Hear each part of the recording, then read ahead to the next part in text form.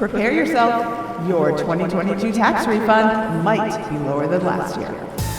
A lot of people who might have maxed out this credit last year may not even qualify for it this year. Holy cow, that's a big difference. $125,000 of adjusted gross income versus $15,000 of adjusted gross income.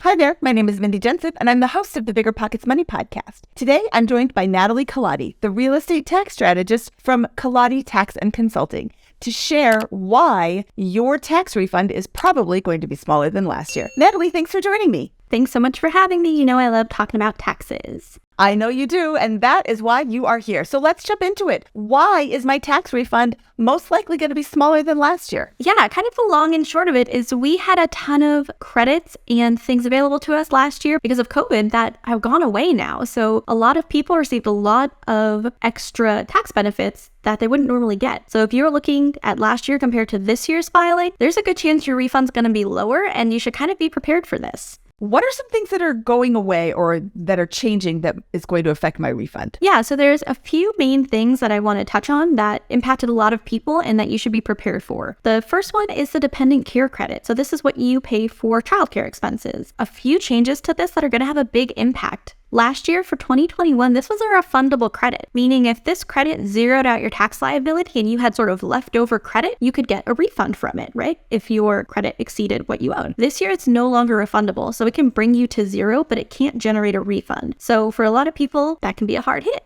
Wow. On top of that, the amounts for this changed dramatically. So last year, there was a maximum expense of qualifying childcare paid, where it was $8,000 or $16,000 if married for 2021. And for 2022, this drops down to $3,000 or $6,000. So they cut this down quite a bit for this tax year. So for a lot of people, this credit's going to be quite a bit lower. Wow, that's less than half. Yeah, it was big. And then to kind of double down, the amount of qualifying expenses dropped down. So last year you could get a credit for up to half of what you paid in expenses. And this year that is dropping down to 35%. So there's several things hitting this tax credit. And maybe the biggest one is a lot of credits tend to phase out, where if you make more than a certain amount, you don't qualify for the full credit anymore. And last year for 2021, the phase out amount for this credit was $125,000 for your adjusted gross income, like your overall income level. For this year, it starts phasing out at $15,000, so much lower before they start sort of reducing the maximum amount of credit you can get. So a lot of people who might have maxed out this credit last year may not even qualify for it this year. That's a big difference, $125,000 of adjusted gross income versus $15,000 of adjusted gross income. Holy cow. Yeah, they really made some pretty extreme accommodations during the last couple of years tax-wise, and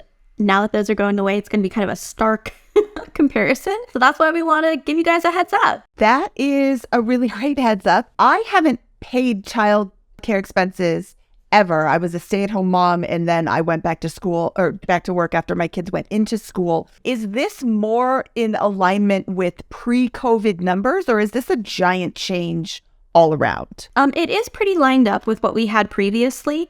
This was something that they really tried to open up to more people during COVID and try to make it another way that they could put more money back in people's pockets during this time. So we're pretty much leveling back out to normal. It didn't used to be the huge credit. So nothing crazy is happening. Just last year to this year, the comparison is going to be pretty stark for some people. Okay, I think that's a really good way to look at it. It was going along fine, and then we had this great big blip, and now we're back to normal. Okay. Yep.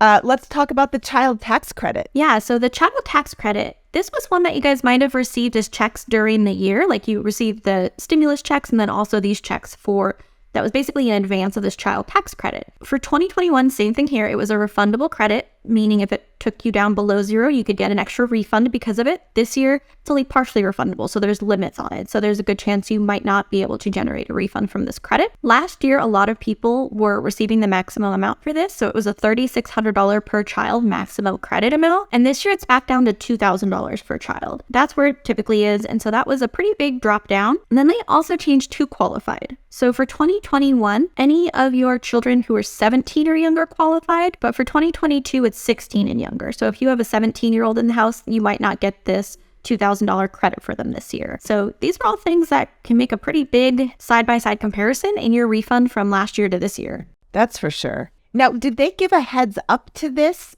to us, or is this just changing quietly? It is announced. So they do announce this each year, kind of the new credit limits, new amounts for standard deductions, all of those things. So this information is out there. And I did just see an article, I think it was on NBC Money or one of those covering this. So I think people are trying to make people aware, just because if you are planning to use your tax refund for, paying off some bills or a big purchase and you're expecting it to be what you got last year, there's a really good chance it won't be.